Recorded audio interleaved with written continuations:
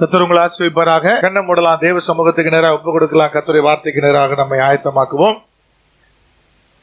எங்கள் பரிசுத்த தகப்பனே, எங்கள் வல்ல பிதாவே, உம்முடைய அன்பின் பாதத்திலே, உம்முடைய கிருபையின் கரத்திலே நாங்கள் ஒருமிக்க நாங்கள் கடந்து வருகிறோம்.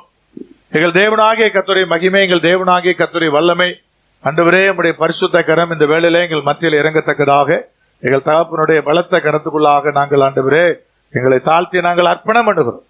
எங்கள் மகிமையின் ராஜா இறங்கும்படியாக நாங்கள் தியானிக்க போகிற வார்த்தைகளோட கர்த்தர் இடைவிடும்படியாக என்னை மறைத்து பிள்ளைகளோடு கர்த்தனை பேசும்படியாக நாங்கள் ஒப்புக் கொடுக்கிறோம். இயேசு கிறிஸ்துவின் நாமத்தில் ஜெபிக்கிறோம் ஜீவனுள்ள எங்கள் பரிசுத்த பரம தகப்பனே, ஆமென். 1 சாமுவேல் 10ஆம் அதிகாரத்தினுடைய 24ஆம் வசனத்தை வாசிக்கலாம். அப்பொழுது சாமுவேல் எல்லா ஜனங்களை நோக்கி, கர்த்தர் தெரிந்து கொண்டவனை பாருங்கள், சமஸ்த ஜனங்களுக்குள்ளும் அவனுக்கு சமமானவன் இல்லை என்றான். அப்பொழுது ஜனங்கள் எல்லாரும் ஆர்ப்பரித்து ராஜா வாழ்க என்றார்கள். சவுல் ராஜாவாக தேர்ந்தெடுக்கப்பட்டதான ஒரு காரியம் என்பது எழுதப்பட்டிருக்கிறது. சவுலுக்கு 2 பாகமா பிரிக்கலாம். ஒன்னு அவன் ராஜாவா தேர்ந்தெடுக்கப்பட்டது, இன்னொன்னு அழிவை சந்திச்சது. சவுலுடைய வாழ்க்கையில 2மே இருக்குது. அப்போ அந்த காலகட்டத்தில் ராஜாவை ஏற்படுத்துவதற்கான அதிகாரத்தை கர்த்தர் யார்கிட்ட கொடுத்திருந்தான்னு கேட்டீங்கன்னா, தீர்க்கதரிசிகள் வசமா என்ன பண்ணியிருந்தாரு, ஒப்பு கொடுத்திருந்தாரு. அப்படி சாமுவேல் வந்து அந்த ஜனங்கள் எல்லாரையும் அழைத்து அவங்களுக்கு முன்னாடி கம்பீரமா நிறுத்துறான். சவுலை நிறுத்தி, இப்படி கர்த்தர் தெரிந்து கொண்டதான, தேவன் தெரிந்து கொண்டதான இந்த ராஜாவை பாருங்க எல்லாரும், இவனுக்கு சமமானவன் இல்லை அப்படி சொல்லி இன்ட்ரோடியூஸ் பண்ற. அப்ப இவனுக்கு சமமானவன் இல்லைங்கிற வார்த்தை அவனுடைய உயரத்தை மையப்படுத்தி ஒருவேளை சொல்லப்பட்டது என்பதை நீங்க பலமுறை தியானிச்சிருப்பீங்க, பல பிரசங்களை கேட்டிருப்பீங்க. ஆனா உண்மையில பாத்தீங்கன்னா அப்படி இல்ல. உயரம் மாத்திரம் அல்ல, உயரமும் இருந்தது. ஆனா அவனுக்கு சமமானவன் இல்லாதபடி தேவன் அந்த சவுலை மாற்றி தான் கொண்டு வந்து என்ன பண்றாரு, அங்கே நிறுத்துவதும் எழுதப்பட்டிருக்கிறது. ஒரு 7 காரியத்தை உங்களுக்கு முன்னாடி வைக்கலாம்னு சொல்லி நான் வாஞ்சிக்கிறேன். அப்ப 7 பாயிண்ட் எவ்வளவு நேரம் ஆகும்னு கேட்காதீங்க, முடிச்சிடலாம் சீக்கிரம், சரியா? அப்போ அங்க ஆண்டவராய் கர்த்தர் அழகா தெளிவா அந்த சவுலை ராஜாவாக ஏற்படுத்தினதான சம்பவத்தை 9ஆம் அதிகாரம் 10ஆம் அதிகாரத்திலிருந்து உங்களோடு கூட இன்னைக்கு நான் பகிர்ந்து கொள்ளும்படி நான் வாஞ்சிக்கிறேன். இவனுக்கு சமமானவர் இல்லை என்று சொல்லி கம்பீரமாக எல்லா ஜனங்களுக்கு முன்னாடி நிறுத்தி, கர்த்தர் தெரிந்து கொண்ட பாத்திரத்தை பாரு, இது எவ்வளவு மேன்மையானதா இருக்கிறது என்பது போல சாமுவேல் உரைக்கிறார். அது அங்க எழுதப்பட்டிருக்கிறது. அப்ப இவன் யாரு பிரதர்? உங்களுக்கு நல்லாவே தெரியும். அவனே சொன்னான், தான் யார் என்பதை குறித்து அவன் சொல்லும் போது சொன்னா, ஐயா உன்னதான் ஜனங்கள்லாம் தேடிட்டு இருக்கிறாங்கன்னு சொல்லி 9ஆம் அதிகாரத்தினுடைய 20ஆம் வசனத்துல, சாமுவேல் சொல்லும் போது 9ஆம் அதிகாரம் 20ஆம் வசனத்துல அதுல சொல்லப்பட்டிருக்கிறது, இதல்லாமல் சகல இஸ்ரவேலரின் அபேட்சையும் யாரை நாடுகிறது, உன்னையும் உன் வீட்டார் அனைவரையும் அல்லவான்னு சொல்லும் போது அங்கே சவுல் சொல்ற வார்த்தை என்ன பாருங்க, வாசிக்கலாம். அப்பொழுது சவுல் பிரதியுத்தரமாக, நான் இஸ்ரவேல் கோத்திரங்களிலே சிறிதான பென்யமீன் கோத்திரத்தான் அல்லவா, பென்யமீன் கோத்திரத்தின் குடும்பங்களிலெல்லாம் என் குடும்பம் அற்பமானது அல்லவா, நீர் இப்படிப்பட்ட வார்த்தையை என்னிடத்தில் சொல்வானேன் என்றான். அப்ப சவுலுக்கு ராஜாவாவதற்கான தகுதி இருக்குதா அப்படி கேட்டீங்கன்னா கொஞ்சம் அந்த தகுதி கிடையாது.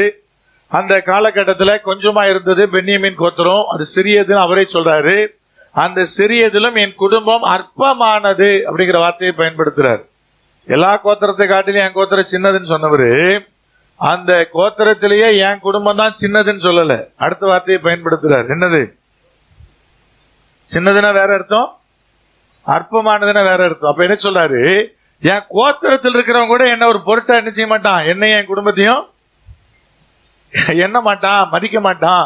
அப்படிப்பட்டதான நிலையில் இருக்கிற அற்பமான குடும்பமா இருக்கிற என்ன பார்த்து என்னை ஜனங்கள் அபேட்சிக்கிறார்கள் எப்படி சொல்லுகிறீர் என்று அவர் சொல்லுவது எழுதப்பட்டிருக்கிறது. அப்ப தகுதி இல்லாத சவுலை தகுதிப்படுத்தி தேவனாய் கர்த்தர் இவனுக்கு சமமானவர் யார் என்று சொல்லி அந்த ராஜ்ய பாரத்திலே அவர் அமர வைத்தது எழுதப்பட்டிருக்கிறது. அற்பமான ஒரு மனுஷன், ஒருவேளை உயரம் ஜாஸ்தியா இருந்தாலும் பயப்படுகிற ஒரு மனுஷன், அதுதான் அவனுடைய கேரக்டர் எல்லாம் முன்னாடி இருந்துச்சு. பயந்து ஒளிந்து கொள்ளுகிற மனுஷனா இருக்கிறான், அற்பமான மனுஷனா இருக்கிறான். ஜனங்கள் அவனை அற்பமாய் தான் பார்த்தார்கள். பைபிள்ல வேதாகமத்தினுடைய புஸ்தகத்துல பாத்தீங்கன்னா பெரும்பாலும் கர்த்தர் யாரெல்லாம் நான் ராஜா வேண்டாம் அப்படி நினைக்கிறானோ அவனையெல்லாம் ராஜானார். எவெல்லாம் ராஜாவாருக்கு கடுமையா முயற்சித்தானோ அவனையெல்லாம் ராஜ்யத்தின் பாரத்திலிருந்து என்ன பண்ணாரு? தள்ளி விட்டாரு. ஆண்டவராய் கர்த்தராலே தேர்ந்தெடுக்கப்பட்ட அனைத்து தலைவர்களும் மோசே உட்பட அந்த தலைமைக்கு தகுதியானவர்களான்னு கேட்டீங்கன்னா தகுதியானவர்கள் அல்ல. தேவன் அவர்களை தகுதிப்படுத்தினார். தெக்குவாயும் மந்தனாவுமா இருக்கிறவன் எப்படி தலைவனாக முடியும்? 40 வருஷம் எப்படி அவனால நடத்த முடியும்? 30 லட்சம் பேர் நின்னா கியூ எங்க நிக்கும்னு யோசிச்சு பாருங்க. மைக் கிடையாது, ஸ்பீக்கர் கிடையாது, ஒண்ணும் கிடையாது. இவர் இங்க இருந்து கன்வே பண்ணுவாரு.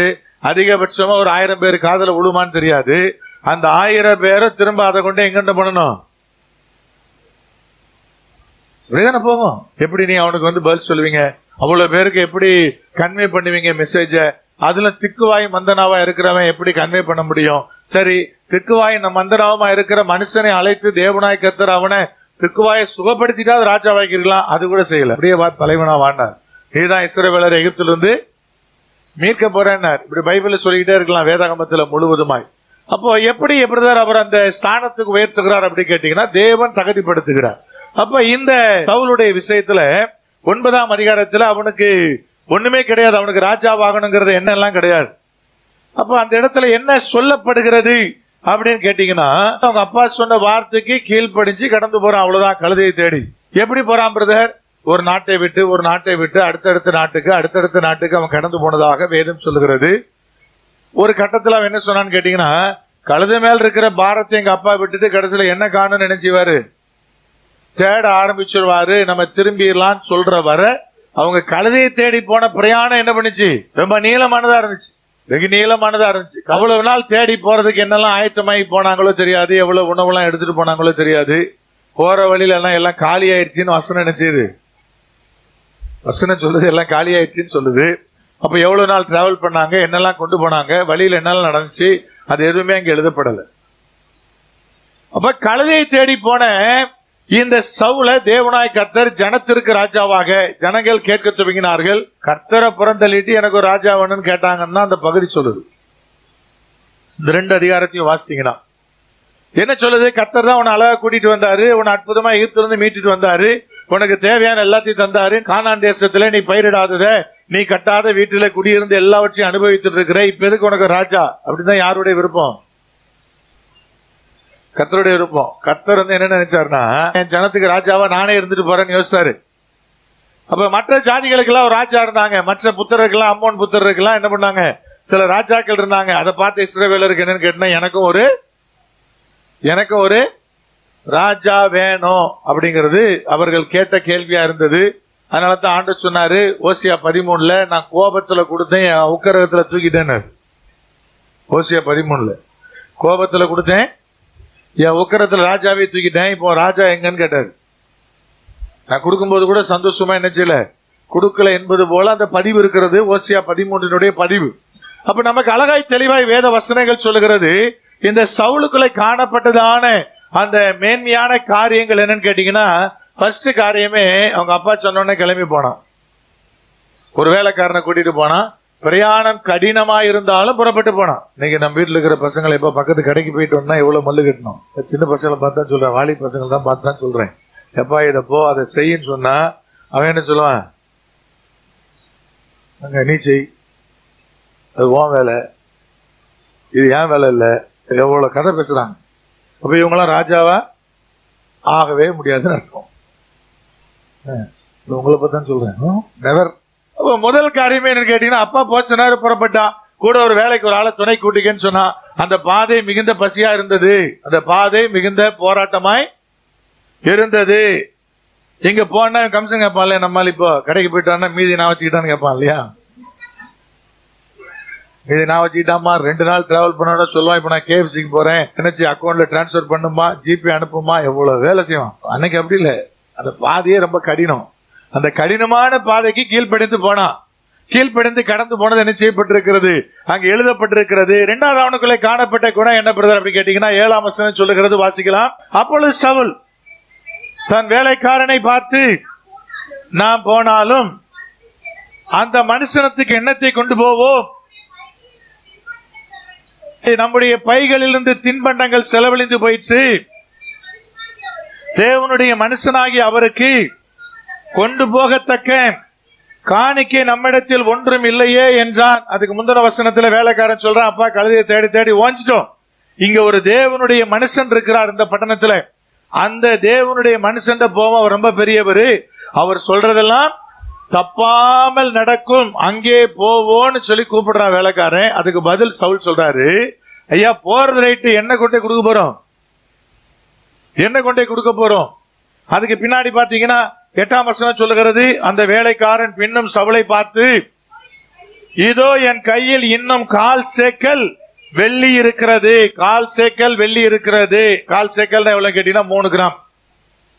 3 கிராம் வெள்ளி இன்னும் என் கையில் என்ன செய்கிறது, இருக்கிறது அப்படி சொல்ல இன்னும் இருக்கிறது.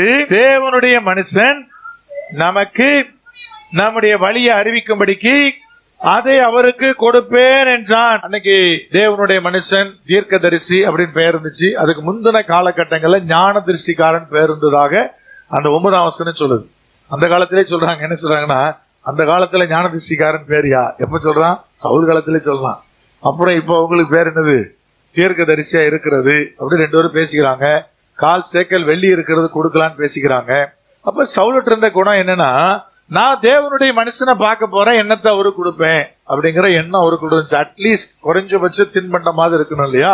எப்படி வெறுங்கையோடு அவரை பார்ப்பது. ஏனென்றால் ஆதி காலம் முழுவதே செலுத்தப்படுகிற பலிகள், செலுத்தப்படுகிற காரியங்கள் எல்லாமே தேவனுடைய தாசர்கள், கர்த்தருடைய ஊழியர்கள், ஆசாரியர்கள் உட்பட, லேவியர்கள் உட்பட, அங்கிருந்த தீர்க்கதரிசிகள் உட்பட, தீர்க்கதரிசிகளுடைய புத்திரர் உட்பட அவர்களை சார்ந்ததாகவே பலிகள் செலுத்தப்பட வேண்டிய ஒரு காரியத்தை கர்த்தர் உண்டாக்கி இருந்தாரு.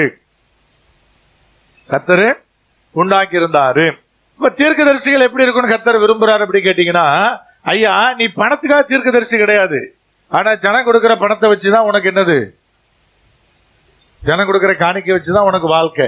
ஆனா நீ என்ன செஞ்சிட கூடாது, பணத்தை அன்னிலிருந்து இன்னைக்கு வரைக்கும் பிரமாணம் மாறாது.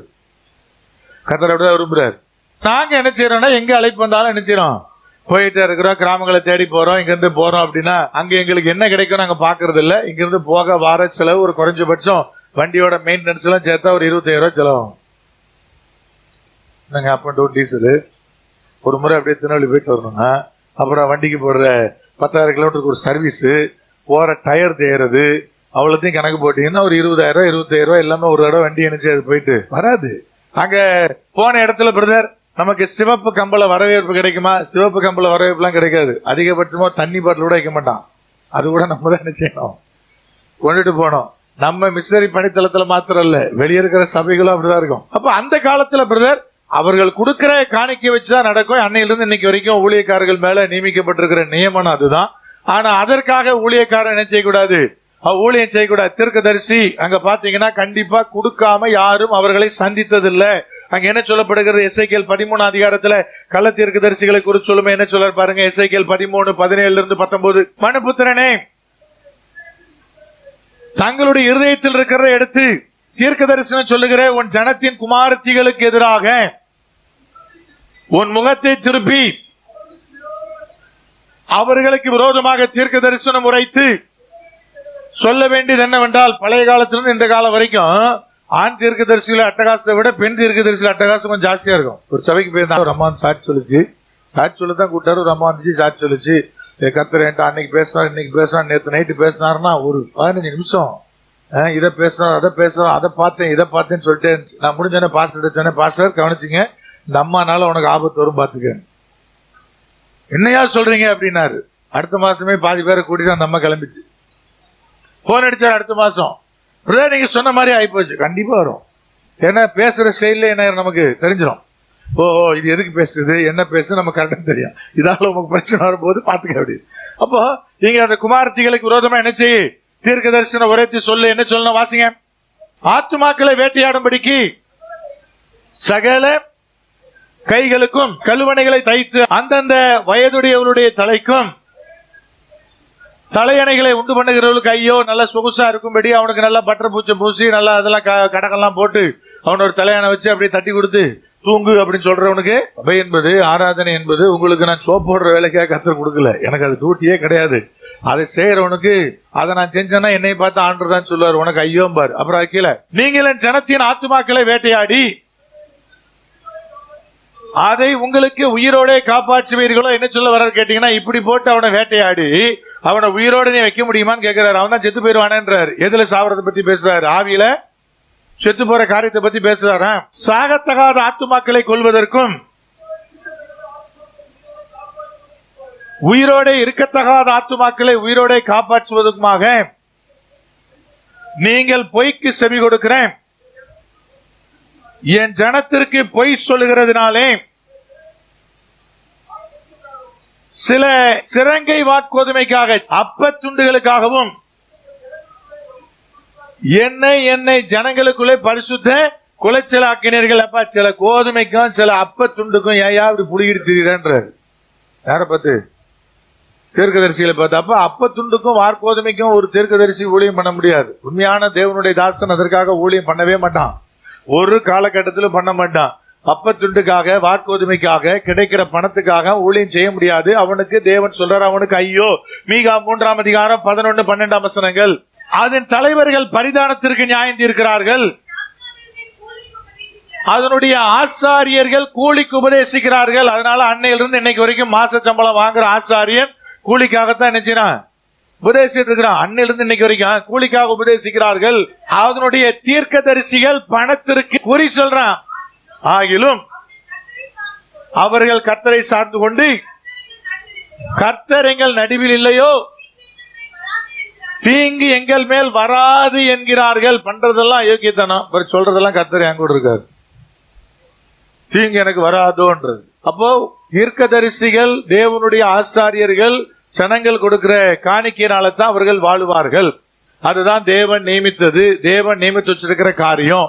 ஆனால் அவர்கள் பணத்திற்காக சில காரியத்தை என்ன செய்ய முடியாது. அந்த அடிப்படையில தான் ஒரு தீர்க்கதரிசியை பார்க்க போறோமே, எப்படியா வெறுங்கையோடு போவது என்பது அவனுக்குள்ளே காணப்பட்டதான குணாதிசயமா இருக்கிறது. ஒன்று, பெற்றோருக்கு கீழ்ப்படிஞ்சா. இரண்டாவது, எப்படி வெறுங்கையோடு பார்க்கிறது என்கிற உணர்வு அவனுக்குள்ள இருந்தது. அது கீழே சொல்றார் பாருங்க, 10ஆம் வசனத்துல 1 சாமுவேல் 9:10. அப்பொழுது சவுல் தன் வேலைக்காரனை நோக்கி, நல்ல காரியம் சொன்னாய், போவோம் வா என்றான். அப்படியே தேவனுடைய மனுஷன் இருந்த அந்த பட்டணத்திற்கு போனார்கள். கீழ்ப்படிதல், ஒன்னு அப்பாவுக்கு கீழ்ப்படிஞ்சான், இரண்டாவது வேலைக்காரனுக்கு கீழ்ப்படிஞ்சான். தீர்க்கதரிசியை பார்க்க போற சொல்ற ஆலோசனை யாரு கொடுத்தா? வேலைக்காரன் கொடுத்தா. நான் பாஸ், நீ எனக்கு வேலைக்காரன் அப்படின்னு யாரும் சொல்லல. இன்னைக்காவது வேலைக்காரனுக்கு எதிர்த்து பேசுற உரிமையா இருக்குது. அந்த காலகட்டத்தில் வேலைக்காரன்னா கிட்டத்தட்ட அடிமை. அவனுக்கு எதிர்த்து பேசுகிற உரிமையோ ஆலோசனை சொல்லுகிற உரிமையோ என்ன செய்யாது அவனுக்கு அந்த காலத்துல கிடையவே கிடையாது. அப்படி இருந்தோம். அப்ப அப்பாக்கு கீழ்படுறான், வேலைக்காரன் சொல்றது கீழ்படுறான். நீ சொன்னது நல்லது, நீ நல்ல காரியம் சொன்ன, போகலாம் என்று சொல்லி அதையும் அங்கீகரிக்கிறான். அப்ப கீழ்ப்படிதல் குணம் என்பது அப்பா கிட்டையும் வருது, வேலைக்காரன்ட்டையும் வருது. கீழ்படுகிறவன் எல்லாரும் கீழ்படிவான். கீழ்படியாத பிள்ளை பெற்றோருக்கும் கீழ்படியாது, டீச்சருக்கும் கீழ்படியாது, பாஸ்டருக்கும் கீழ்படியாது, எதுக்கும் கீழ்படியாது. கீழ்படிதல் என்பது அவனுக்குள்ள இருக்கிற கேரக்டர். அப்ப ஒரு ஆளுக்கு கீழ்படிவேன், இன்னொரு ஆளுக்கு கீழ்படிய மாட்டேன்னு சொல்றது போலித்தனம், அவன் நடிக்கிறான்னு அர்த்தம். வீட்டுல பெற்றோர் கீழ்படியில, ஸ்கூல்ல டீச்சர் கீழ்படியில, காலேஜ்ல ப்ரொஃபசர் கீழ்படியில, எனக்கு மட்டும் கீழ்படுறான்னு நடிக்கிறான்னு அர்த்தம். ஏன்னா அவனுடைய கேரக்டர் என்ன கிடையாது, கீழ்ப்படிதல் கிடையாது. அப்ப கீழ்ப்படிதல் என்பது ஒரு கேரக்டர். அவன் எல்லாரும் கீழ்ப்படிவான். யார் எந்த நல்ல ஆலோசனை சொன்னாலும் உடனே கொஞ்சம் என்ன செய்வான், செவி கொடுத்து கேட்பான். ரைட்டு தான், இது கரெக்டான ஆலோசனை தானே அப்படின்னு ஒரு கேள்வி கேட்பான். மனைவி சொன்னாலும் கேட்பான், மனைவி வீட்டார் சொன்னாலும் கேட்பான். நல்ல ஆலோசனை யார் சொன்னாலும் கேட்கணும், பிள்ளை சொன்னாலும் கேட்கணும், வேலைக்காரன் சொன்னாலும் கேட்கணும், அடிமை சொன்னாலும் கேட்கணும். நாகமானுக்கு அவன் வீட்டில் இருக்கிற அடிமை பெண்ணாகிய சின்ன ஸ்திரீ சொன்னான், இப்படி போ, எங்க ஊர் தீர்க்கதரிசியை பாரு, உன் குஷ்டம் போயிரும். யார் சொன்னாங்க? அடிமையாய் கொண்டு வரப்பட்ட பெண், ஒரு சிறு பெண் சொன்னான். அந்த பெண் சொன்னது கேட்டான். கீழ்ப்படிதல் என்பது அவ்வளவு ஒரு முக்கியமானது ஒரு கேரக்டர். யார் சொன்னாலும் கேட்கணும். நல்ல ஆலோசனை இங்கிருந்து வந்தாலும் என்ன, சரி இந்த ஆலோசனை கரெக்ட் தான், இல்லது இப்படி பண்ணலாமே, இந்த காரியத்தை இப்படி செய்யலாமே என்று சொல்லுகிற யோசனைகள் மிக மிக மிக மிக முக்கியமானது. அதை கவனிப்பது மிக மிக முக்கியமானது. அப்ப இரண்டாவது, தீர்க்கதரிசியை வெறுங்கையோடு பார்க்க மாட்டேங்கிற உணர்வு அவனுக்கு இருந்துச்சு. மூணாவது என்ன நினைச்சு பாருங்க, வாசிக்கலாம் இப்பொழுது 27ஆம் வசனம். அவர்கள் பட்டணத்தின் கடைசி மட்டும் இறங்கி வந்த பொழுது சாமுவேல் தீர்க்கதரிசியை பார்க்கிறான். சாமுவேல் தீர்க்கதரிசிட்ட கர்த்தர் முந்தின நாளை பேசி வச்சிருக்கிறாரு, இப்படி நாளைக்கு இந்நேரம் ஒருத்தன் வருவான், அந்த பென்யமீன் கோத்திரத்தான நீ ராஜாவா என்ன செய்யணும், அபிஷேகம் பண்ணுன்னு சொல்லி வச்சிருக்கிறாரு. இவன் கரெக்டா போய் கேட்கிறான் சாமுவேல்கிட்ட. சாமுவேல் சொல்றாரு, இந்த மாதிரி உனக்குரிய காரியத்தை நான் சொல்றேன், இன்னைக்கு நீ என் கூட விருந்து சாப்பிடணும், நாளை காலை எழும்பின உடனே உனக்குரிய காரியத்தை சொல்லி நான் உன்னை என்ன பண்ணுவேன், அனுப்பி வைப்பேன்னு சொல்றாரு. அந்த விருந்துல 30 பேர் முக்கியஸ்தர் மாத்திரம் கலந்து கொள்றாங்க. அதுல முதன்மையான ஸ்தானத்துல கொண்டு வந்து சவுல என்ன பண்றான், உட்கார வைக்கிறான். முதன்மையான உணவாகிய முன் தொடைய அவனுக்கு தாரான். முன்தொடை என்பது ஆதி காலத்துல ஆசாரியர்களுக்கும் தீர்க்கதரிசிகளுக்கு உரியது. அப்ப என்ன பண்ணாங்க, பலி செலுத்தும் போது ஆட்டோட முன்னங்கால் தொடை யாருக்கு, அவங்களுக்கு. அப்ப இங்க சவுலுக்கு அந்த முன்னங்கால் தொடையை கொடுத்து அந்த விருந்தை பாத்தீங்கன்னா அவ்வளவு தூரம் மேன்மையா நினைச்சான். அப்ப நடத்துறான், வந்தவன் அவளை உபசரிக்கிறான், கொண்டு வந்து உட்கார வச்சிருக்கிறான். எல்லாருக்கும் யோசனையா இருந்திருக்கும், எங்க இருந்தோ ஒருத்தன் வந்தான், அவனை முதன்மையான ஸ்தானத்துல உட்கார வைக்கிறாரு தீர்க்கதரிசி. ஏன்னே புரிஞ்சிருக்காதுல. அந்த 30 பேரும் அங்கு உள்ளவன், ஒருத்த மட்டும் வெளியிருந்து வர்றவன். எவ்வளவு கேள்வி கேட்டிருப்பாங்க, யாரு கேட்டிருப்பாங்கல்ல. அவரு பயங்கரமா இருக்காரு, நல்ல உயரமா இருக்காரு, இங்கிருந்தும் வந்திருக்கிறாரு. அவரை வார தீர்க்கதரிசி கொண்டு முதன்மையான இடத்துல உட்கார வைக்கிறாரு. முன்னந்தோடைய வார கொடுக்குறாரு. முன்னந்தோட பிரச்சனை வீரப்ப வரைக்கும் இருந்துச்சு. எவ்வளவு கேள்வி கேட்டிருப்பாங்க, ஆனா எந்த கேள்விக்கும் பதில் என்ன பண்ணிருக்காது, சொல்லப்பட்டிருக்காது. அடுத்த நாள் காலை ரொம்ப சீக்கிரத்தில் எழும்புறாரு.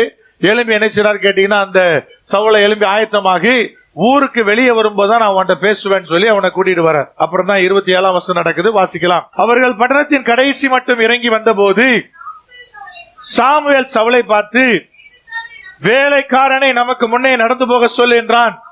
அப்படியே அவன் நடந்து போனான். இப்பொழுது நான் தேவனுடைய வார்த்தையை உனக்கு தெரிவிக்கும்படி நீ சற்றே தரித்து நெல் என்றான். அப்பொழுது சாமுவேல் தைல குப்பையை எடுத்து அவன் தலையின் மேல் வார்த்து அவனை முத்தம் செய்து, கர்த்தர் உன்னை தம்முடைய சுதந்திரத்தின் மேல் தலைவனாக அபிஷேகம் பண்ணினார் அல்லவா என்றான். அப்போ கர்த்தர் ஒரு மனுஷனை அபிஷேகிக்கணும்னா, தேவனுடைய வார்த்தை உங்களுக்காக வெளிப்படணும்னா என்னெல்லாம் நடக்கணும்னு சொல்லி இந்த ஒரு வார்த்தையில சில காரியம் இருக்கு. இதை மட்டும் உங்களுக்கு 1 மணி நேரம் நான் பேசலாம். ஒன்று, விலக வேண்டிய ஆளை விட்டு விலகு. அப்பதான் கர்த்தர் வந்துட்டு பேச முடியும். தேவ திட்டத்தை உனக்குள்ள என்ன செய்ய முடியும், நிறைவேற்ற முடியும். அது ஒருவேளை நீ விலக வேண்டிய ஆள் உன் சொந்த குடும்பமா இருக்கும், உனக்கு ரொம்ப நெருக்கமான ஆளா கூட இருக்கும். இந்த இடத்துல விலக வேண்டிய ஆள் யாரு கேட்டீங்கன்னா, கூட்டிட்டு வந்த வேலைக்காரன். நீங்க ஒரு ஆளை ஜெபிக்க கூட்டு வரேன்னு வச்சுக்கிடுங்க. நான் ஜோம் பண்றதுக்கு முன்னாடி, அக்கா நீ கொஞ்சம் வெளியே நில்லுங்க அப்படின்னு சொன்னா உங்களுக்கு எவ்வளவு கோவம் வரும். கூட்டு வந்தது நான் என்னையே வெளியே போய் சொல்லுவேன்னு கேட்பீங்க இல்லையா, எவ்வளவு கோவம் வரும். வெளியே போய் சொல்லிட்டாரு அப்படி யோசிப்பீங்க. ஆனா தேவனுடைய வார்த்தையை வெளிப்படுவதற்கு, தேவனுடைய அபிஷேகத்தை அவன் பெறுவதற்கு அந்த வேலைக்காரன் என்ன செய்ய வேண்டியிருக்குது, அவனை விட்டு விலகி போக வேண்டியிருக்கிறது, சற்று தொலைவுக்கு அனுப்பப்பட வேண்டியது இருக்கிறது. இப்ப தேவனுடைய வார்த்தை உங்களுக்கு வேணும், கர்த்தருடைய அபிஷேகம் வேணும், தேவன் எனக்குள்ள அவருடைய திட்டத்தை நிறைவேற்றணும்னா சில நேரத்துல விலக வேண்டிய ஆளை விட்டு நீங்க விலகி ஆகணும். இப்போ தேவனாய் கர்த்தர் அழகா தெளிவா சொல்றார், விலக வேண்டிய ஆளை விட்டு விலகாம நீங்க என்ன செய்ய முடியாது, கர்த்தர் உங்ககிட்ட பேச முடியாது, தேவனாய் கர்த்தர் உங்க கூட இடைபட முடியாது, நீ ராஜாவா மாற முடியாது, அபிஷேகம் என்ன செய்ய முடியாது, கிடைக்காது. அப்ப ஆண்டவராய் கர்த்தர் அழகா தெளிவா உங்களோடு கூட பேசுற வார்த்தையை புரிஞ்சு கொள்ளுங்க. அப்புறம் சொல்றாரு, தரித்து நெல், தரித்து நெல். இப்பொழுது நான் தேவனுடைய வார்த்தையை உனக்கு தெரிவிக்கும்படி நீ என்ன செய், சற்றே தரித்து நெல் என்றான். அப்ப நீ கொஞ்சம் முன்னாடி போப்பா, நான் வாரேன்னு சொல்லி நிக்கும் போது வேலைக்காரன் எவ்வளவு டென்ஷனா இருப்பான். அப்ப வேலைக்காரனுடைய அன்பை பெறணும்னு நினைச்சிருந்தான்னா அந்த வார்த்தையை சொல்ல முடியுமா, இதெல்லாம் நீங்க யோசிக்கணும். கூட்டிட்டு வந்தாலும் வந்து தள்ளி நெல்லுன்னா என்ன பண்றது. அப்ப இதெல்லாம் நமக்கு என்ன செய்யணும்னா கொஞ்சம் கவனிக்க வேண்டிய காரியமா இருக்கு. ஒரு முறை ஒருத்தர் ஒரு சிஸ்டர் கூட்டு வந்தாரு ஜோம் பண்றதுக்கு. பிரதர் கொஞ்சம் வெளியே இருங்க, உள்ள அந்த சிஸ்டர் எல்லாம் பேசி முடிச்சுட்டு வெளியே போனா அவர் இப்படி உட்காந்து ஜன்னல்கிட்ட காது வச்சுட்டு இப்படியே நிக்கிறாரு ஆபீஸ்க்கு வெளியே. நான் கொஞ்சம் வெளியே நில்லுங்கன்னு உள்ள பேசிக்கிட்டு இருக்கிறேன். திடீர்னு பிடிச்சிட்டு வெளியே போனா அவர் காது இப்படி இருக்கு வச்சுட்டு இப்படியே நிக்கிறார், ஜன்னலோரமா நிக்கிறார், உள்ள என்ன பேசணும்னு கேட்டுட்டு. இதெல்லாம் விதவிதமான கேரக்டர் இருக்குன்னு வச்சுக்கிடுங்களேன். அப்போ இப்படி சொல்ல முடியுமா பிரதர், தரித்து நிக்க முடியுமா? நின்னாதான் அபிஷேகம், நின்னாதான் தேவனுடைய வார்த்தை, இதை தேவனாய் கர்த்தர் விரும்புகிறார். அப்ப கொஞ்ச நேரம் நெல்லுனா நிக்கணும், வெயிட் பண்ணனா வெயிட் பண்ணணும். இது அவனுடைய 3வது குணாதிசயமாய் எழுதப்பட்டிருக்கிறது. ஐயா, விட வேண்டிய காரியத்தை விட்டான், தரித்து நின்றான் தேவ சமூகத்துல. கர்த்தர் பேசணும்னா நீ நிக்கணும் இல்லையா. எனக்கு மாத்திரம் அந்த காரியத்தை ஏன் சொல்லல, ஏன் செய்யல நீங்க சொல்ல முடியாது இல்லையா.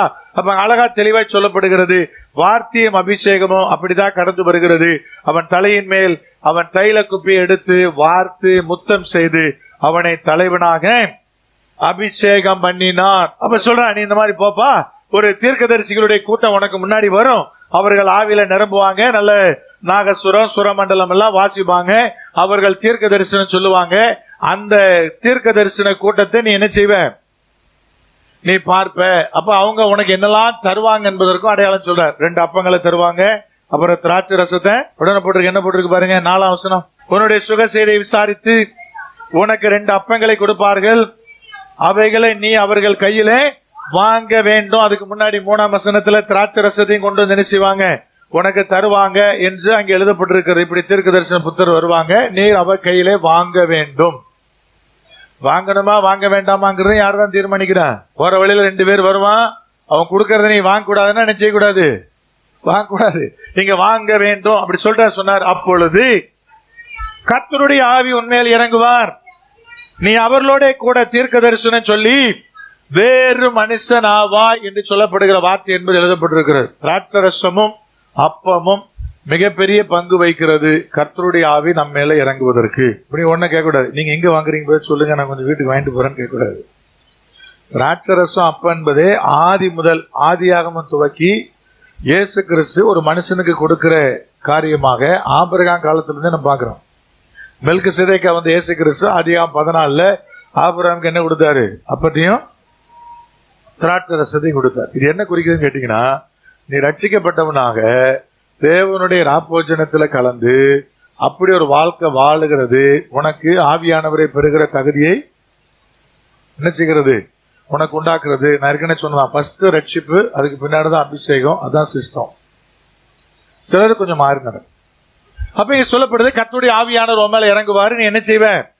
வேறு மனுஷன் ஆவாய், வேறு மனுஷன் ஆவாய் என்று அங்கே சொல்லப்படுகிறது. அது கீழே 7ஆம் வசனம். இந்த அடையாளங்கள் உனக்கு நேரிடும் போது உன் சமயத்துக்கு ஏற்றபடி நீ செய், தேவன் உன்னோட இருக்கிறார். இதெல்லாம் நிறைவேறும் போதுதான் கர்த்தர் உங்கோட இருக்கிறார் என்று அடையாளம். அப்ப நீ சமயத்துக்கு ஏற்றபடி செய்யலாம். அதாவது கர்த்தருடைய ஆவியானவர் இறங்கி அபிஷேகம் பண்ணினாதான் கர்த்தர் உங்களோட இருக்கிறாருன்னு. அதுவரை கூட இல்லையா பிரதர்? அதுவரை கூட இருக்கிறாரு, பாதுகாக்கிறாரு, நடத்துறாரு, தெரிவிக்கிறீங்க, அற்புதம் நடக்குது. ஏன் புறஜாதிகளுக்கு கூட அற்புதம் நடக்குது. ஆனா சமயத்துக்கு ஏற்றபடியான வார்த்தைகளோ சமயத்துக்கு ஏற்றபடியான செய்திகளோ எப்பொழுதுதான் உண்டாகும்? கர்த்தருடைய ஆவியானவர் உங்க மேல பரிசுத்த ஆவியான இறங்கும் போதுதான் உண்டாகும். பழைய ஏற்பாடு நமக்கு இப்ப இருக்கிற காலகட்டத்தினுடைய முன் அடையாளங்களா இருக்கிறது. அப்ப வேறு மனுஷனாவாய். நீங்க இஸ்ரவேல் ஜனங்கள் அதுக்கு முன்னாடி அம்மோனியருடைய ராஜா கிட்ட போய் கேட்கிறாங்க, ஐயா நீ எனக்கு ராஜாவா இருன்றாங்க. அவன் சொன்னா, உன் கண்ணை புடுங்கி கண்ணெல்லாம் இழந்து என்கிட்ட வந்தாதான் நான் உனக்கு ராஜாவாக இருக்க முடியும். அதுதான் உன் கூட நாங்க செய்யற உடன்படிக்கை. எல்லாருடைய வலது கண்ணையும் நான் என்ன பண்ணிடுவேன்? புடுங்கிடுவேன் நான் சொல்றான். சொன்ன பிறகு இவங்க ரொம்ப வேதனையோடு, அப்ப எங்களுக்கு ஏதாவது ராஜா இருக்கிறாங்களான்னு எங்க தேசத்துல நாங்க பார்த்துட்டு வரோம்னு என்ன பண்ணிடுறாங்க? திரும்ப வராங்க. வரும்போது அந்த செய்தி வந்து இவனுக்கு அறிவிக்கப்படுது. இப்ப வாசிக்கலாம். இதோ சவுல் மாடுகளின் பின்னாலே வயலிலிருந்து வந்து சனங்கள் அழுகிற முகாந்திரம் என்ன என்று கேட்டான். அதுக்கு முன்னாடி அபிஷேகம் பண்ணப்படுறான். அபிஷேகம் பண்ணப்பட்ட பிறகு அவனுடைய தொழில் என்னது? என்ன வேலை பார்க்கறான்? மாடு மேய்ச்சிக்கிட்டு இருக்கிறான். அந்த மாடுகளுக்கு பின்னாடி இருந்து வர்றான். வந்த போது செய்தியெல்லாம் கேட்கிறான். வாசிக்கலாம். செய்தி என்னவென்று கேட்டான். யாபேசின் மனுஷர் சொல்லிய செய்திகளை அவனுக்கு தெரிவித்தார்கள். சவுல் இந்த செய்திகளை கேட்டவுடனே தேவனுடைய ஆவி அவன் மேல் இறங்கினதினால் அவன் மிகவும் கோபம் மூண்டவனாகி ஓரினை மாட்டை பிடித்து துண்டித்து அந்த ஸ்தானாதி பைகள் கையில கொடுத்து இஸ்ரவேலை நாடுகளுக்கெல்லாம் அனுப்பி சவுலின் பின்னாலேயும் சாமுவேலின் பின்னாலேயும் புறப்படாதவன் எவனோ அவனுடைய மாடுகளுக்கு இப்படி செய்யப்படும் என்று சொல்லி அனுப்பினான். அப்பொழுது கர்த்தரால் உண்டான பயங்கரம் ஜனத்தின் மேல் வந்ததினால் ஒருமனப்பட்டு புறப்பட்டு வந்தார்கள். அப்ப எப்படி மாறினான் பிரதர்? வேறு மனுஷனான்னு கேட்டீங்கன்னா, மாடு மேய்ச்சிக்கிட்டு இருந்தவன் இப்ப ராஜாவுடைய ஸ்தானத்தை எட்டுகிறான். தேவனுடைய ஆவி அவன் மேல இறங்கினதுனால கோபம் மூண்டவனாகி. அப்ப சில நேரத்தில் ஆவியானவர் இறங்கினாலும் கோபம் என்ன செய்யும்? ஒரு மாதிரி பாத்துக்கீங்க. ஆவியானவர் இறங்கினாலும் கோபம் வரும். கோபம் மூலம் யார் மேல? யார் மேல? சனத்தின் மேல இல்ல. சனத்தின் மேல பரிதாபம் வரும், சனத்தின் மேல அன்பு வரும், மனதுருக்கம் வரும். அதான் வரும். யார் மேல பிரதர்? பகையாளிகள் மேல, துரோகிகள் மேல, கர்த்தருக்கு விரோதமான துரோகிகள் மேல, அந்நிய ஆவிகள் மேல, ஊழியத்திற்கு இடைஞ்சல் பண்ற மனுஷன் மேல என்ன வரும்? அப்படிதான் போட்டிருக்கு. பைபிள் போட்டது நான் சொல்றேன். கோபம் உண்டவனாகி மாட்டை அடிச்சு கொன்னு அப்பா நீ ஊருக்குள்ள கொண்டு போ. அது வரைக்கும் பாத்தீங்கன்னா அவ பின்னாடி ஜனங்கள் திரண்டு வரல. எவெல்லாம் என் பின்னாடியும் சாமுவேல் பின்னாடியும் அதையும் சேர்த்துக்கிறான். என் பின்னாடி மட்டும் சொல்லல, என் பின்னாலையும் சாமுவேல் பின்னாடி வரலையோ அவ்வளவு பேர் மாட்டியே வெட்டு வேண்டாம். அதுக்கு பிறகு ஜனங்கள் நினைச்சாங்க பின்னாடி அணி திரட்டப்படுகிறார்கள். இப்ப தேவனுடைய ஆவி இறங்கி வேறு மனுஷன் ஆகிறான். எப்படி வேறு மனுஷனானா, தலைவனுக்கு உண்டான ஸ்தானத்தை, தலைவனுக்கு உண்டான வீரத்தை, தலைவனுக்கு உண்டான தைரியத்தை, தலைவனுக்கு தேவையான மற்ற அனைத்து குணாதிசயங்களை, அன்பை, இரக்கத்தை, மனதுருக்கத்தை எல்லாம் எப்போ வருது பிரதர்? அந்த மனுஷனுக்கு எப்போ வருது அப்படி கேட்டீங்கன்னா, தேவ ஆவி இறங்கும் போது, கர்த்தருடைய ஆவியானவர் இறங்கும் போது வேறு மனுஷனாய் மாறுகிறான். அப்ப ராஜாவை மாறுறதுக்கு முன்னாடி இவ்வளவு மாற்றம் இருக்கு. இவ்வளவு மாற்றம் செய்யப்படாம இவனுக்கு சமமானவன் யார் அப்படி சொல்லி கர்த்தர் யாரும் என்ன செய்ய முடியாது, சொல்ல முடியாது. அங்கே சொல்லப்படுகிறது பாருங்க. இப்ப 4வதா பார்த்தோம். இப்ப வேறு மனுஷன் ஆகிறான். 5வது என்ன போட்டிருக்கு பாருங்க, 10:8. நீ எனக்கு முன்னே கில்காலுக்கு இறங்கி போ, சர்வாங்க தகன பலிகளையும் சமாதான பலிகளையும் செலுத்தும்படிக்கு நான் உன்னிடத்தில் வருவேன். நான் உன்னிடத்தில் வந்து நீ செய்ய வேண்டியதை உனக்கு அறிவிக்க மட்டும் 7 நாள் காத்திரு. அப்புறம் அடுத்த கட்டம் என்ன கேட்டீங்கன்னா, வெயிட் பண்ணு, வெயிட் பண்ணு. எவ்வளவு அவசரத்தில் இருந்திருப்பான்ல. ஆனா கர்த்தர் சொல்றாரு, இல்ல நீ அங்க 7 நாள் வெயிட் பண்ணு. சரிங்க, முதல்ல தின்படலாம் தீந்து போச்சுன்னா இப்ப 7 நாள் எப்படி சாப்பிட்டுருப்பான் போலங்க. கையில காசு இல்ல, ஒண்ணும் இல்ல, இருக்கிறதே 3 கிராம் வெள்ளி இருந்துச்சு. 3 கிராம் வெள்ளியும் கொண்டு யார்ட்ட கொடுத்தாச்சு? 2 காசு போட்ட அந்த ஏழை பெண்ணை போல 3 கிராமையும் கொண்டு போய் யார்ட்ட கொடுத்தாச்சு? தீர்க்கதரிசிட்ட கொடுத்தாச்சு 3 கிராம் வெள்ளியையும். இப்ப கையில என்ன செய்யல, ஒண்ணுமே இல்ல. அப்ப என்ன பண்ணாங்களோ தெரியாது. ஆனா 7 நாள் காத்திருன்னா 7 நாள் என்ன செய்யும்? அவன் காத்திருக்க வேண்டியது இருக்கிறது. சாமுவேல் வந்து பலி செலுத்துகிற வரைக்கும் 7 நாள் காத்திருக்க வேண்டியிருந்துச்சு. இதே மாதிரிதான் காத்திருக்கும்படி பின்னாடி ஒரு நாள் சொன்னாரு. காத்திருக்காம அவனே என்ன பண்ணான்? என்னதான் பின்னாடி ஒரு நாள் சொன்னாரு, ஒரு 7 days வெயிட் பண்ணினாரு. நான் வர்றேன் பலி செலுத்திருக்கிறார். இவர் வர்றதுக்கு முன்னாடி அவர் என்ன பண்ணிட்டாரு? கோதாவில் என்ன பண்ணிட்டாரு? இறங்கிட்டார். பின்னாடி இருக்குது. அப்ப நல்லா கவனிங்க, இப்படி காத்திருக்கிறார். அப்ப அது 5வது சொல்லப்படுது. அப்ப வேறு மனுஷன் ஆய்வதற்கும், ஐயா நீ மாற்றப்படுவதற்கும், நீ ராஜாவாக, தலைவனாக, அல்லது ஒருவேளை இவனுக்கு சமமானவர்கள் இல்லை என்று கர்த்தர் அடையாளம் காணப்படணும்னா காத்திருக்கிற குணாதிசயம் அவசியமானது. வெயிட் பண்ணு, வெயிட் பண்ணு. காத்திருப்பது எப்படி அவசியமோ அதே போல சரியான நேரத்தில் சரியான முடிவெடுப்பதும் அவசியம். அதே மறந்துட விடாது. கர்த்தர் ஆயத்தமாக்கி கொடுக்கும் போது வேண்டாம் வேண்டான்ட்டு இன்னும் வெயிட் பண்றேன் பிரதர், வெயிட் பண்றேன் பிரதர் அவர் கேட்பாரு, உனக்கு அறிவு இருக்கான்னு கேட்பாரு. கரெக்டுதானே? சில நேரத்தில் காத்திருப்பதை குறித்து பேசும்போது ஜனங்கள் இப்படிதான் வழி விலகி போறாங்க. பிரதர் எத்தனை வருஷமா வெயிட் பண்றேன் தெரியுமா? கர்த்தர் சொல்லாடே முட்டாள், ஏற்கனவே 5 வருஷம் முன்னாடியே உனக்கானதை ஆயத்தமாக்கிட்டேன், நீ தான் உட்காந்து வீணா என்ன பண்ணிட்டு இருக்கிற. அதுவும் நடக்கும், அதுவும் நடக்கும். அதை நீங்க மறந்து விட. அப்ப வெயிட் பண்றது குணம் 5வது. 6வது சொல்ல பாருங்க, 9ஆம் வசனம். அவன் சாமுவேலை விட்டு போகும்படி திரும்பின போது தேவன் அவனுக்கு வேறே இருதயத்தை கொடுத்தார். அந்த அடையாளங்கள் எல்லாம் அன்றைய தினமே நேரிட்டது. வேற இருதயம், வேற இருதயம், வேற இருதயம். அதுக்கு முன்னாடி இருந்த இருதயம் அல்ல. சாமுவேல் வராரு, வெயிட் பண்றான், பலி செலுத்தப்படுது, அது அங்க எழுதப்படல. அவரை விட்டு அப்படி திரும்பும் போதே என்ன நடக்குது? வேற இருதயம் வந்துருது. வேற இருதயம் என்ன பிரதர்? எக்ஸாம்பிளுக்கு நீங்க வீட்டிலே படிச்சுடுங்க. எசேக்கியேல் 36. கல்லான இருதயத்தை தேவன் மாத்துறாரு, நவமான இருதயத்தை தாராரு. அப்ப சதை பற்றான இருதயத்தை என்ன செய்யறாரு? தாராரு. அதுக்கு பிறகு அந்த இருதயத்துல தன்னுடைய ஆவியை என்ன செய்கிறாரு? அனுப்புகிறார் என்று வசனம் சொல்லுகிறார். இப்ப வேற இருதயம் எல்லாருக்கும் அவசியமா இருக்கிறது. அதான் மனம் திரும்பலுடைய அடையாளம். மனம் திரும்பலாம் என்ன பிரதர்? இன்னைக்கு நிறைய பாஸ்டர்ஸ்க்கே தெரியாது மனம் திரும்புதல் என்ன. மனம் திரும்புதல், மனம் திரும்புதல் என்பது மிக மிக மிக மிக அவசியமானது. வேற இருதயம்னா என்ன பிரதர்? மனம் திரும்பின பிறகு இருதயம் சிந்திக்கிற திராணியே வேற மாதிரி இருக்கும். அது வரைக்கும் அது சிந்திச்ச மாதிரி சிந்திக்காது, வேற மாதிரி சிந்திக்கும். ஒரே நாளில் நடந்தது. எப்ப நடந்துச்சு? ஒரே நாள். நல்ல பிள்ளைங்க புரிஞ்சு கொள்ளுங்க. இருதயம் மாறுறது ஒரே நாள் தான். பாவம் மாறுறதுக்கு தான் எவ்வளவு நாள் ஆகும்? ரொம்ப நாள் ஆகுமா? அதுவும் ஒரு நாள் தான். ஒரு நாள்ல மாறலன்னா அந்த பாவம் மாறாது. அப்ப எதுக்கு ரொம்ப நாள் ஆகும்? நான் பரிசுத்தவானா மாறுறதுக்கு தான் ரொம்ப நாள் ஆகும். ஒரு நாள்ல பாவம் மாறலன்னா பாவம் மாறாது. நான் சிகரெட் குடிப்பேன், டெய்லி 2 பாக்கெட் குடிப்பேன், இனி அதை நான் விட போறேன். இந்த மாதிரி லட்சக்கணக்கான பேர் முடிவு எடுத்திருக்கான். என்ன சொல்லுவான் தெரியுமா? 2 குறைப்பேன். அவர் 2 குறைச்சி ஒரு 3 மாசம் கழிச்சு ஒத்த டெய்லி 1 தான் அடிக்கிற பிரதர் அப்படிப்பாரு. அன்னைக்குதான் பொண்டாட்டி மூலமா ஒரு பிரச்சனை வரும். ஏதோ ஒண்ணு வச்சு ஒரு அறுப்பா அதோட போய் டீ கடையில் உட்காந்து செயினா அடிச்சுட்டு இருப்பான். அது ஒன்னெல்லாம் குறைக்க முடியாது. சிங்கிள் டேல உங்களுக்கு என்ன மாற்றம் வருதோ அதுதான். ஒரு நாள்ல முடிவெடுக்கணும், இதை நான் விட்டுறேன் அப்படின்னா அன்னைக்கு டேட்ல முடிவெடுக்கணும். குடியோ எந்த பாவமோ ஒரு நாள்ல நடக்கணும். இருதயம் எப்படி மாற்றப்படுது? சிங்கிள் டேல மாறிடுது. அது சிந்திக்கிறது மாறிடுது, அதோட விருப்பம் மாறிடுது. அது வரைக்கும் இருந்த விருப்பம் மாறி வேறு காரியத்தை நோக்கி விரும்ப துவங்கிடுது. அந்த விருப்பத்தை நோக்கி நகர முடிச்சுதான் அதுக்கு வேணா டிலே ஆகும். ஆனா உள்ள வாஞ்சாலாம் என்ன ஆயிருது? மாறி ஒரே நாள்ல நடந்துச்சுன்னு கேட்டீங்கன்னா அன்றைய தினமே அந்த அடையாளங்கள் எல்லாம் அன்றைய தினமே நேரிட்டது. அன்றைய தினமே நேரிட்டது. அது கீழே 10ஆம் வசனம். அவர்கள் அந்த மலைக்கு வந்த போது இதோ தீர்க்கதரிசிகள் கூட்டம் அவனுக்கு எதிராக வந்தது.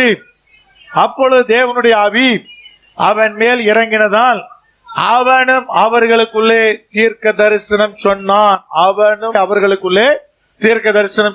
ஆதலால் சவுல் தீர்க்கதரிசிகள் புத்தராக எண்ணப்பட்டார். எவ்வளவு நாள் சொன்னார் புதர்? ஆனா தீர்க்கதரிசி அழைப்பு அப்படி கிடையாது. தீர்க்கதரிசியினுடைய அழைப்பு எப்படிப்பட்டதுன்னு கேட்டீங்கன்னா அவங்க 24/7 தீர்க்கதரிசியாவே இருப்பாங்க. அவங்க பேசுற வார்த்தையில இருந்து அவங்ககிட்ட வந்து புறப்படுகிற ஒவ்வொன்றும் பாத்தீங்கன்னா அந்த தீர்க்க தரிசனுடைய பலன் உள்ளதாவே இருக்கும். தீர்க்க தரிசி புத்தர் அப்படி இல்லை. எப்ப ஆவியான இறங்குறாரோ அப்ப சொல்லுவான். அடுத்தது 2 வருஷம் கழிச்சு இறங்குனா 2 வருஷம் கழிச்சு தான் நிச்சயமா அவங்களுக்கு தான் சிக்கல். என்ன சிக்கல் தெரியுமா? போன வருஷம் திடீர்னு ஆவியான இறங்கினாரு, உங்களுக்கு ஒரு தீர்க்க தரிசனம் சொல்லிவிட்டாரு அப்படி வச்சுக்கிடுங்க. நீங்க அப்புறம் அடுத்த வாரத்துல இருந்து அவர்கிட்ட என்ன செய்வீங்க? ஏதாவது ஒண்ணு சொல்லணும்னு தெரியுங்க இல்லையா? அப்போ தேடிட்டே இருக்கிறீங்க. 1 வருஷம் ஆச்சு, 2 வருஷம் ஆச்சு, அவர் மேல ஆவியானவர் இறங்கவே இல்லை. கடைசியில அவர் முடிவு எடுப்பான், ஏதோ ஒண்ணு சொல்லுவோம். அப்படிதான் நிறைய பொய்யான கள்ள தீர்க்கதரிசிகள் பெருனக்கான காரணம் என்னன்னா பார்த்தேங்கணும், இல்லைன்னா இல்லைங்கணும். இது சொல்லுனா சொல்லணும், இல்லைன்னா கம்ப்யூட்டர் இருக்கணும். அங்க பிரச்சனை ஜாஸ்தியா இருக்கு. என்னன்னா மக்கள் எதிர்பார்க்க ஆரம்பிச்சுறாங்க. மக்களுடைய தூண்டுதலின் பேரிலே அவன் பொய்யான சில காரியத்தை சொல்லி கடைசியில போய் தீர்க்கதரிசியா என்ன ஆயிடுறான்? மாறி போயிடுறான். தீர்க்கதரிசன ஆவியான இறங்கினாரு. அன்னைக்கு அவன் ப்ராபசி சொன்னான். அதனால அவனையும் தீர்க்கதரிசியுடைய புத்தராக எண்ணினார்கள். அப்ப 7வது கேரக்டர் என்ன பாருங்க, வாசிக்கலாம். 15, 16ஆம் வசனம். 14 இருந்தே வசூருமே. அப்பொழுது சவுலுடைய சிறிய தகப்பன், நீங்கள் எங்கே போனீர்கள் என்று அவனையும் அவன் வேலைக்காரனையும் கேட்டான். அதற்கு அவன், நாங்கள் கழுதைகளை தேட போய் அவைகளை எங்கு காணாதபடியினால் சாமுவேல் இடத்திற்கு போனோம் என்றான். அப்பொழுது சவுலின் சிறிய தகப்பன், சாமுவேல் உங்களுக்கு சொன்னது என்ன, அதை சொல் என்றான். சித்தப்பரம்பு வரமாந்திருக்கிறார். அவர் கேட்ட திரு சாமுவேல்கிட்ட போனான்னாலே அது தேவனுடைய சித்தத்தின்படியான ஒன்றாக தான் இருந்திருக்கணும். இல்லைன்னா சாதாரணமா சாமுவேல் யாரையும் பார்க்க மாட்டாரு. இவனோட பார்த்திருக்கிறாருன்னா இவனுக்கு ஏதோ ஒன்ன கண்டிப்பா 2 பண்ணிருப்பாரு, சொல்லி இருப்பாரு. அவனுக்குள்ள எண்ணம் வரும். இப்போ உடனே கேட்கிறான், நீ அதை சொல் என்கிறான். அதுக்கு பதில் இவனு என்ன சொன்னாங்க பாருங்க. சவுல் தன் சிறிய தகப்பனை பார்த்து, கழுதைகள் அகப்பட்டது என்று எங்களுக்கு தீர்மானமாய் சொன்னார் என்றான். ஆனாலும் ராஜ்ய பாரத்தை பற்றி சாமுவேல் சொன்னதை அவனுக்கு அறிவிக்கவில்லை. வேறு மனுஷனாய் மாறினான். புதிய இருதயம் அவனுக்குள்ள வந்துச்சு. தேவன் அவனுக்கு வேற இருதயத்தை கொடுத்தார். வேற இருதயத்தை பெற்றவன் எல்லாம் பாத்தீங்கன்னா கொஞ்சம் ரகசியத்தை காக்கிறவனா இருப்பான்.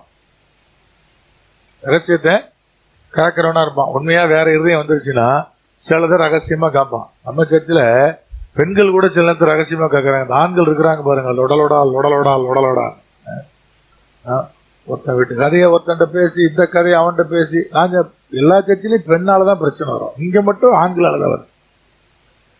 வாயை மூடிட்டு நினைச்சிருது இல்ல, இருக்கிறது இல்ல. அவங்க கூட கொஞ்சம் வேறமா பேசிட்டு போயிடுறாங்கய்யா. வேற இருதயம் வந்துருச்சியா, வேற மனுஷன் ஆச்சியா அப்படின்னா கொஞ்சமாவது தன்மை வேணும் இல்லையா? அப்ப கழுத கிடைச்சின்னு சொன்னாயான்னு விட்டுட்டு முக்கியமா கர்த்தர் பேசின வார்த்தைகளை, தன்னை அபிஷேகம் பண்ணினதை, ராஜாவா மாத்தினதை, இப்படி எல்லாம் அவர் சொன்னார் என்பதை, என் மேல ஆவியானவர் இறங்கினார் என்பதை எதையுமே சொல்லு. நான் வேற மனுஷன் ஆயிட்டேன்னு சொல்லல, வேற இருதயம் எனக்கு கொடுக்கப்பட்டிருக்குன்னு சொல்லல, அதனுடைய அடையாளங்களை நான் பார்க்கிறேன்னு சொல்லல, ஒன்னையும் சொல்லல, எல்லாத்தையும் மறைச்சுட்டான். ஒன்னே ஒன்று சொன்னா, கழுதை கிடைச்சிச்சு வீட்டுக்கு போடான்னு தீர்மானமா சொல்லிட்டார். ஆவிக்குரிய தன்மையில மிக முக்கியமானது ரகசியத்தை பாதுகாப்பது. ரகசியத்தை பாதுகாப்பது அது ஆவிக்குரிய தன்மையில மிக மிக மிக முக்கியமானது. அது இல்லாம ஊழியக்கார வர முடியாது. அது இல்லாம நீங்கள் ஆவிக்குரியவெல்லாம் மாறவே முடியாது. ஊழியத்தை விட்டுருங்க, நீங்க ஆவிக்குரியவெல்லாம் மாற முடியாது. உங்களை நம்பி ஒருத்தனும் ஒரு பிரச்சனையும் பேசவே முடியாது. பேசினா என்ன ஆகும்? லொடலோடா லொடலோடா லொடலோடான்னு அதுதான் ஆண்டு சொன்னார். அந்த வார்த்தை மிஞ்சிருச்சுன்னா என்ன ஆயிரும்?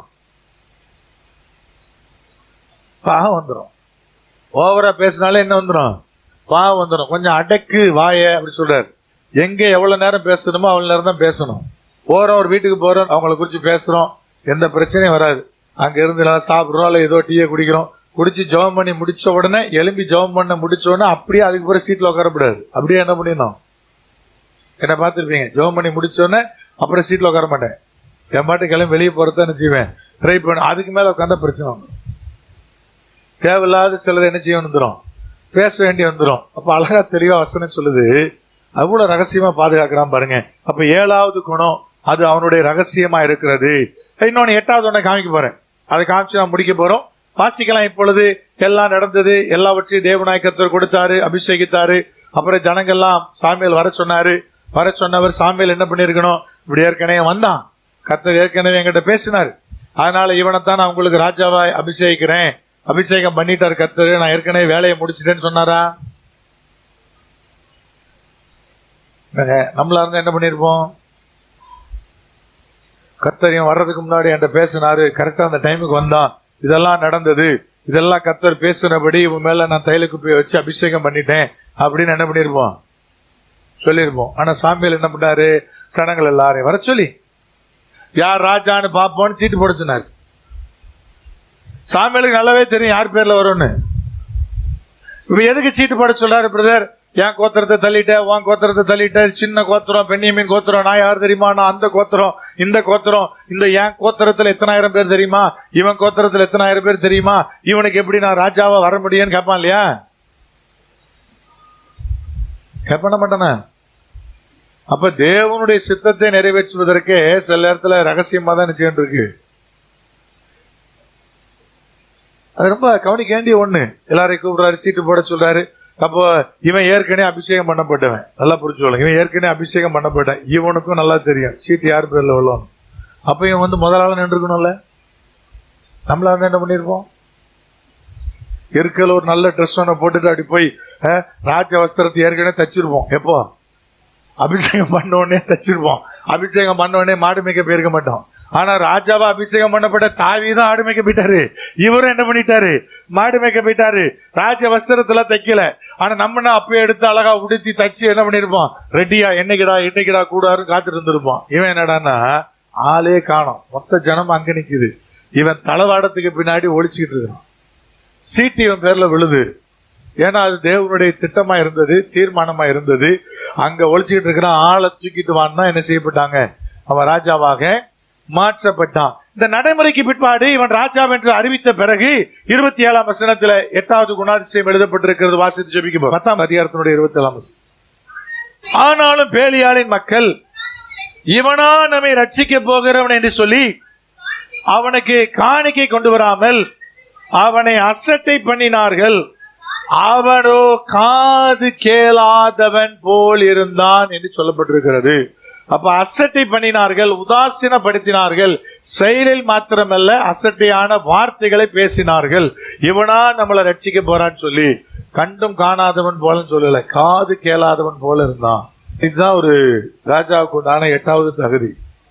யாரெல்லாம் விரோதமா பேசுவான் பிரதர்? ஏராளமான பேர் பேசுவான்.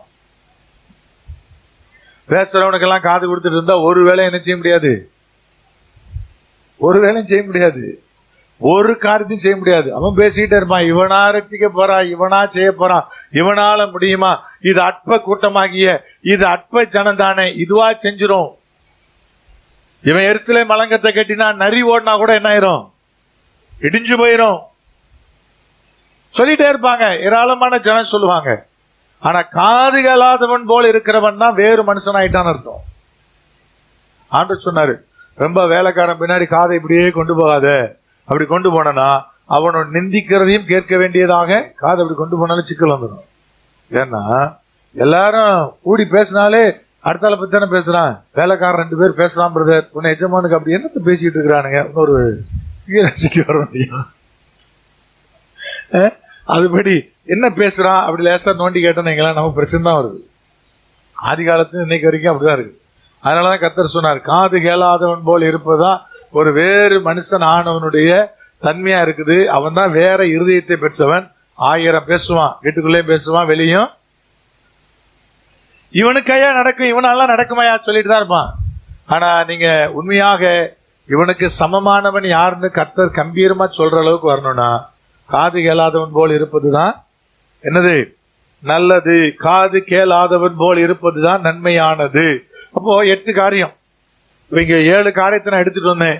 வந்து ஆண்டு சொன்னாரு, முதல் காரியம் கீழ்ப்படுதலை குறிச்சு கர்த்தர் சொன்னாரு, அதையும் சேர்த்துக்கினார். அதனால 8 காரியத்தை உங்களோடு கூட நான் என்ன பண்ணிருக்கிறேன், பிரசங்கித்து இருக்கிறேன். தேவனுடைய சமூகத்துல ஒப்பு கொடுக்க போறீங்க, அர்ப்பணம் பண்ண போறீங்க. ஒரு மனுஷனை தேவனாய் கர்த்தர் மாற்றும் போது, ஒரு மேன்மையான இடத்துக்கு உயர்த்தும் போது, அப்படி இருக்கிற இடத்துல எழுந்திருக்கலாமா? ஒரு மேன்மையான ஸ்தானத்திற்கு தேவனாய் கர்த்தர் உயர்த்தி மகிழும் போது அவனுக்குள்ள எவ்வளவு காரியங்களை தேவனாய் கர்த்தர் கண்டுபிடிக்கிறார். கண்டுபிடித்தது மாத்திரமல்ல, அவனை மாற்றவன் செய்கிறார். கர்த்தரால் மாற்றப்படாத எவனும் ஒரு காலகட்டத்திலும் எந்த விதத்திலும் மேன்மை அடைய முடியாது, உயர்த்தப்பட முடியாது. கர்த்தர் மாற்றிதான் சொன்னாரு, கர்த்தர் தெரிந்து கொண்டவனை பாருங்கள், சமஸ்த ஜனங்களுக்குள்ளும் அவனுக்கு சமமானவன் இல்லை, அவனுக்கு சமமானவன் இல்லை. அவன் ரகசியத்தை காக்கிறவன். நிந்திக்கப்படும் போது, அசட்டை பண்ணப்படுகிற போது அதை காது கேளாதவன் போல போனவன். ஆண்டவராகிய இயேசு கிறிஸ்து சிலுவையில தொங்கும் போது சொன்னாங்க, தன்னைத்தானே ரட்சிக்க முடியாதவன் எப்படி ஜனங்களை ரட்சிப்பான் என்று சொல்லி கேட்டாங்க. வசனம் சொல்லுது, வார்த்தைகள் சொல்லுகிறது. இயேசு கிறிஸ்து கூட அப்படிதான் நிந்திக்கப்பட்டான். உலகத்தில் எல்லா ஜனங்களும் அப்படிதான், உலகமே அப்படிதான். ஒரு காலகட்டத்துல ஒருவேளை சிலரை அவர்கள் நிந்திப்பது, அசட்டை பண்ணுவது அது வாடிக்கை. நிந்திக்கப்படுகிற அனுபவத்தை இன்னைக்கு வரைக்கும் பார்க்கிறோம், தேசங்கள்ல பார்க்கிறோம். இவனா, இவளா, இவ அதை செஞ்சிருவாளா, இவ அதை பண்ணிருவாளா, இவளுக்கு என்ன இருக்குது, இவ எப்படி திருமணத்தை நடத்த போறா, இவ எப்படி வீட்டை கட்ட போறா, இவ எப்படி பிள்ளைகளை படிக்க வைக்க போறா, என்ன இருக்கிறது? என்ன செய்யணும் பிரதர்? 72 சண்டை போடணுமா? வசனம் சொல்லுது, காது கேளாதவன் போல கடந்து போ. அதுதான் வேறு மனுஷனுடைய அடையாளம், அதுதான் தேவ மனுஷனுடைய அடையாளம். இன்னைக்கு ஆண்டவராய் கர்த்தர் உங்களோடு சொல்றார், உங்களை இருதயம் மாற்றப்பட்டதனுடைய அடையாளம் உங்களுக்குள்ள தெரியுதா? நான் ரட்சிக்கப்பட்டேன்னு சொன்னீங்கன்னா அந்த அடையாளம் உங்களுக்கு எங்கேயாவது தென்படுதா? உங்களுக்கு நீங்களே தேடி பாருங்க. இன்னைக்கு தேவனாய் கர்த்தர் உங்களோடு கூட இடைப்படுகிறார். நிச்சயமா ஒருவேளை சவுலுடைய அந்த கீழ்ப்படிதல், வெறுங்கையோடு எப்படி நான் தீர்க்கதரிசியை பார்ப்பது என்கிற எண்ணம், கீழ்ப்படிதல் தகப்பனுக்கு மாத்திரல்ல வேலைக்காரனுக்கும் கீழ்ப்படிந்த அனுபவம். இன்னைக்கு தேவனுடைய சமூகத்தில் உங்களை ஒப்பு கொடுக்க போறீங்க, ஆண்டுடைய கருத்துக்கு நேரம் ஒப்பு கொடுக்க போறீங்க. கர்த்தர் என்னோட இடைபடுவதற்கு தேவனுக்கு பிரியமில்லாத நபர் யாராயிருந்தாலும் அவளை விட்டு நான் விலகிறேன், அவர்களை விட்டு அப்புறப்பட்டு நான் என்னை தனிமைப்படுத்திக் கொள்றேன். அது நெருக்கமான நட்பா இருக்கலாம். ஒருவேளை கர்த்தர் உங்களோடு இடைபடுவதற்கு, உங்களை அபிஷேகிப்பதற்கு, நான் உன்னை குறிச்சு திட்டம் வச்சிருக்கிற மகனே மகளேன்னு சொல்றதுக்கு எந்த உறவு உங்களுக்கு தடையா இருக்கிறது, அது எவ்வளவு நெருக்கமான உறவா இருந்தாலும் நீங்க தூக்கி எறிய ஒப்பு கொடுக்கணும். அது எந்த நட்பா இருந்தாலும் சரி, ஸ்கூல்ல இருக்கலாம், உங்க கிளாஸ் ரூம்ல இருக்கலாம், காலேஜில் இருக்கலாம், நீ படித்துக் கொண்டிருக்கிற இடத்துல இருக்கலாம், வேலை பார்க்கிற இடத்துல இருக்கலாம், உங்க குடும்பத்தில் இருக்கலாம். சில காரியத்தை விட்டு விலகாம கர்த்தர் அவருடைய திட்டத்தை நமக்குள்ள வைக்க முடியாது, அவருடைய அபிஷேகத்தை வைக்க முடியாது, அவருடைய பலனை நமக்குள்ளே அனுப்ப முடியாது. இன்னைக்கு தேவனுடைய சமூகத்தில் சொல்லுங்க, ஆண்டவரே நான் விளக்க வேண்டிய நபர் யாரு? உலகத்துல நான் யாரை விட்டு விலகி இருக்கணும்? என்னை நேசிக்கிற, என்னை நல்வழியான ஆலோசனை சொல்லுகிற நபர் தானே இருக்கலாம், இருக்கலாம், இருக்கலாம். ஆனா நீங்க விலகணும்னு கர்த்தர் நினைச்சிட்டாருன்னா அது யாரா இருந்தாலும் நீங்க விலகிதான் நிக்கணும். சற்று அவர்களை விட்டு விலகுவது. அதுக்கு பிறகு 2 பேர் தான் சேர்ந்து போயிருப்பாங்க. ஆனா தேவ திட்டம் நிறைகிற வரை அவனை விட்டு இங்கே தூரத்துல தரித்து நின்று அவனை முன்பாய் நடக்கும்படி சொன்னான். இன்னைக்கு வசனம் சொல்லுது, ஆண்டவராய் கர்த்தர் உங்களோடு கூட பேசுகிறார். இன்னைக்கு அந்த காரியம் உங்களுக்குள்ள இருக்குதான். இருந்துச்சுன்னா கர்த்தர் நிச்சயமாய் சவுலை உயர்த்தினது போல உங்களையும் உயர்த்துவான். தேவனுடைய ஆவி உங்க மேல இறங்கி வரணும். நீங்க வேறு மனுஷனா மாறணும். காத்திருக்க கற்றுக்கொள்ளணும். ஐயா, வேற இருதயம் உங்களுக்கு கொடுக்கப்படணும். ஹல்லேலூயா. இதெல்லாம் நடக்கணும். ரகசியத்தை பாதுகாக்கணும். தேவையான இடத்துல தேவையான காரியத்தை பேசுவது மாத்திரமே உங்களுக்கு ஆசீர்வாதம். ரகசியத்தை பாதுகாக்கணும். ஒருவேளை ஹல்லேலூயா இது எல்லாத்தையும் சொல்லி என்ன மாற்றம் வரப்போகிறது? அவர்கள் ஏளனம் செய்வதற்கு உதவுமே தவிர வேற ஒன்றுக்கும் உதவாது. இன்னைக்கு உங்களை கத்த நிறுத்தணும்னா, நான் அபிஷேகித்தவன், நான் தெரிந்து கொண்டவன், இவனை பாரு, இவனுக்கு ஒத்த இருதயம் யாருக்குள்ள, இவனுக்கு ஒத்த தன்மைகள் யாருக்குள்ள, இவனுடைய உயரம் அப்படிப்பட்டதை நிலைநிறுத்தும்படியாக உங்களை அர்ப்பணம் பண்ணுங்க. எங்கள் பரிசுத்த தகப்பனே, எங்கள் வல்லபிதாவே, ஒருவேளை ஆண்டவரே இந்த அதிகாலை நான் எழும்புகிற போது எங்கள் தேவனாகிய கர்த்தர் இந்த வார்த்தைகளை கொடுத்ததான நோக்கம் என்னவோ எனக்கு தெரியாதப்பா. இதை பேசுன்னு சொன்னீங்க. இன்னைக்கு நான் பேசிட்டேன் ஆண்டவரே. கர்த்தர் பேச சொன்ன வார்த்தை இது. தேவனங்களை விதமாய் மாற்ற விரும்புகிறார். அற்பமான ஜனம், சொற்பமான ஜனம், இவனா இவளா, எந்த வார்த்தைக்கும் காது கேளாதவன் போல இருக்க கற்றுக்கொள்ளுங்க. காது கேளாதவள் போல என்ன வேணா நடக்கட்டும், நான் இப்படி இருப்பேங்கிறத கற்றுக்கொள்ளுங்க. கர்த்தர் சொல்லுவார், என் மகளுக்கு சமமானவள், என் மகனுக்கு சமமானவன் யார்? கர்த்தர் சொல்வார். எங்கள் பரிசுத்த தகப்பனே, அன்பின் பாத்திரங்கள் பிள்ளைகள் ஒப்பு கொடுக்கிறோம். ஆவி நிறைவினால் நீர் நிறைத்து இவர்களுக்குள்ள வர வேண்டிய மாற்றங்களை கொடுத்து இயேசு கிறிஸ்துவின் அதிகாரமுள்ளதான நாமத்தில் தானே ஜெபிக்கிறோம். எங்கள் ஜீவனுள்ள பரிசுத்த பரம தகப்பனே, கர்த்தராகிய இயேசு கிறிஸ்துவின் கிருபை, பிதாவாகிய தேவனுடைய அன்பு, பரிசுத்த ஆவியானுடைய ஐக்கியம் உங்கள் அனைவரோடு கூட நித்தியமாய் நிலைத்திருப்பதாக.